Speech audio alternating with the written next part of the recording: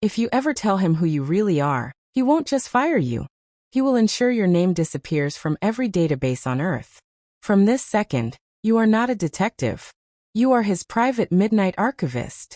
My multimillionaire boss thought he had successfully buried the ashes of his first wife's mysterious death inside his mansion's hidden basement floor. Until he hired me to catalog his private files.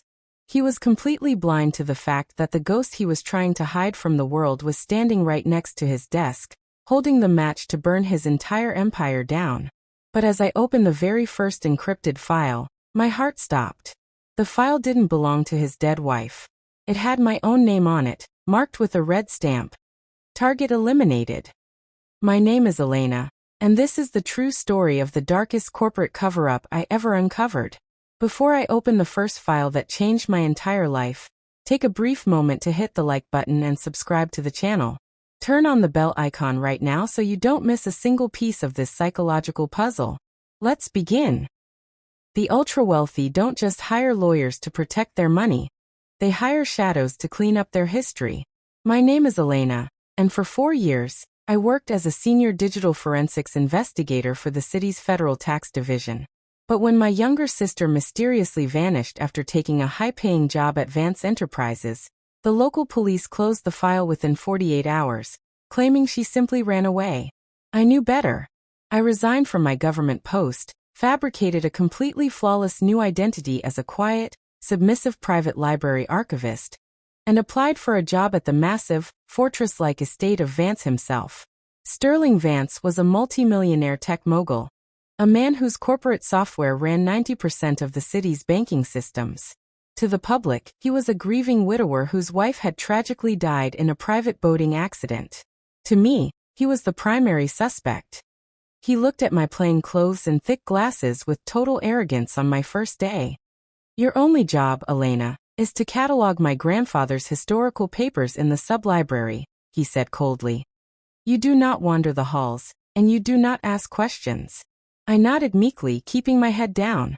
But Sterling didn't know that my eyes weren't looking at his dusty history books. I was looking at the silent digital encrypted servers hidden behind the mahogany shelves. On my 4th night, while bypassing his library firewall, I didn't just find corporate documents.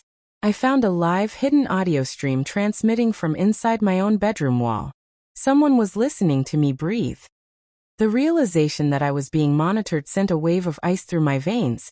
But a digital forensics expert doesn't panic. We adapt.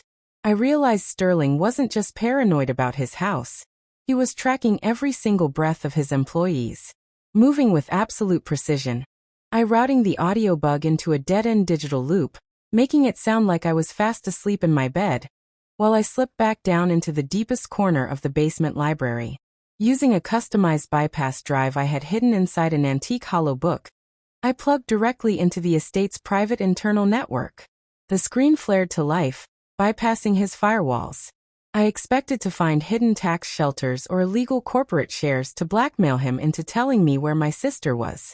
Instead, I uncovered a heavily encrypted hidden directory titled Project Ghost.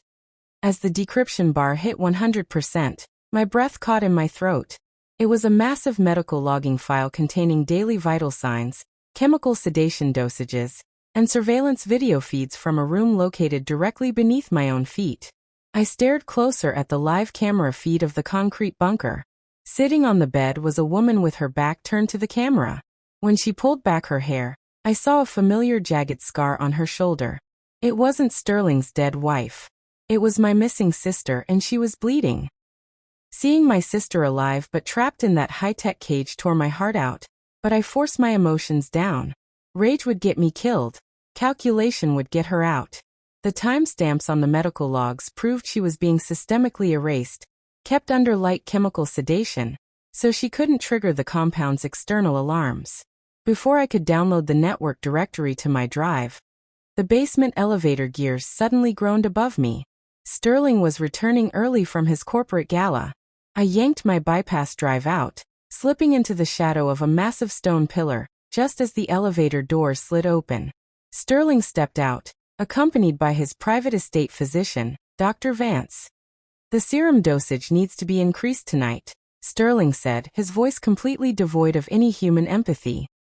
The federal audit is next week, and if the board demands a physical signature, we use the biometric clone pad. The new archivist upstairs is too busy with her books to notice anything.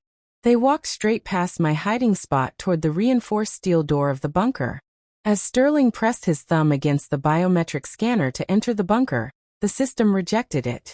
A cold, automated voice echoed through the dark hallway. Access denied. Master authorization code has been changed by an external user. Sterling froze, slowly turning his head toward the dark pillar where I was standing. My heart pounded so loudly I was certain he could hear it. I pulled myself deeper into the shadow, blending into the stone. Sterling slammed his hand against the scanner again, cursing under his breath. "Stupid system glitch," he muttered to the doctor. "I'll have the tech team override it from the main desk tomorrow." They turned back toward the elevator, completely missing my shadow by mere inches. The moment the elevator doors closed, I let out a breath I didn't know I was holding. I hadn't changed his master code.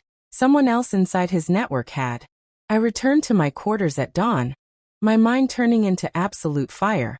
I realized I wasn't the only ghost inside this house. Over the next 5 days, I used my daily archiving access to track the digital footprint of the person who had locked Sterling out of his own bunker. The trail led directly to the mainframe called the Apex Vault, which Sterling proudly monitored from a custom digital console built into his grand library desk.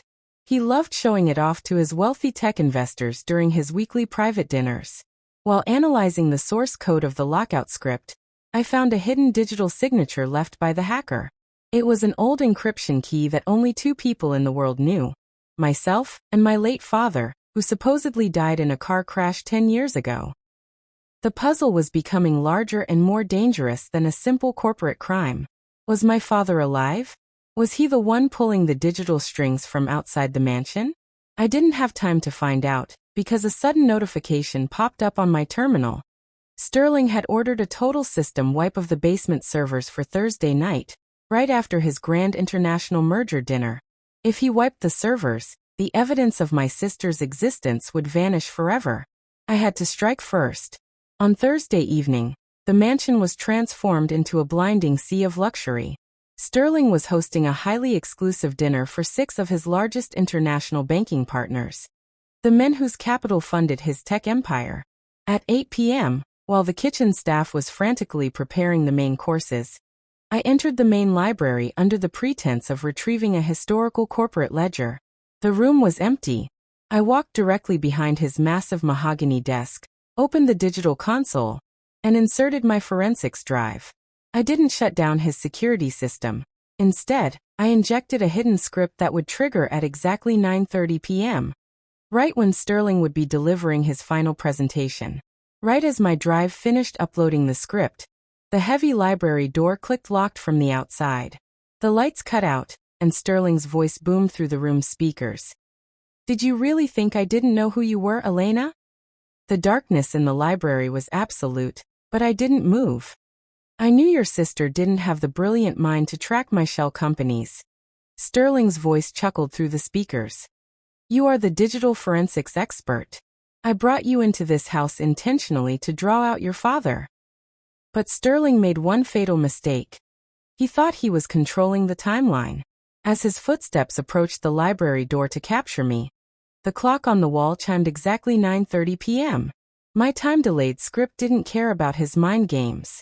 Instantly, the heavy electronic window shutters across the entire mansion slammed down automatically, locking every single exit from the outside. In the main grand dining hall, the massive presentation screen flared to life in front of his billionaire banking partners. It wasn't showing corporate graphs. It was broadcasting the live, unedited night vision video feed of the hidden sub-basement bunker, exposing Clara and my sister, alongside the full recorded audio of Sterling planning their erasure. Before Sterling could touch the library doorknob, the double mahogany doors were breached from the outside by a specialized federal tactical unit. They hadn't been called by the local police.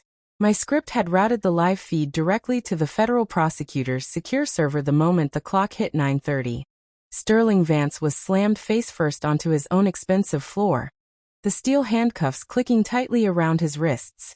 As they dragged him away, his eyes locked onto mine in pure, venomous shock. "You painted this trap," he screamed. I simply smiled, pocketing my drive. Within a week, his tech empire collapsed to zero. Clara and my sister were safely released, and the assets of the estate were returned to their rightful hands. I sat in the empty library, looking at my father's encryption key on the screen. Sterling spent millions building an impenetrable digital fortress, never realizing one simple rule of the digital age. Never try to hide a dark secret in a house where the data always knows exactly how to expose you. If this high-tech psychological thriller kept you hooked until the very last line, don't forget to hit the like button and subscribe to the channel. Turn on the bell icon, so you never miss another deep suspense story. Drop a comment below and let me know. Did Sterling get what he deserved? Thank you for watching, and I'll see you in the next chapter.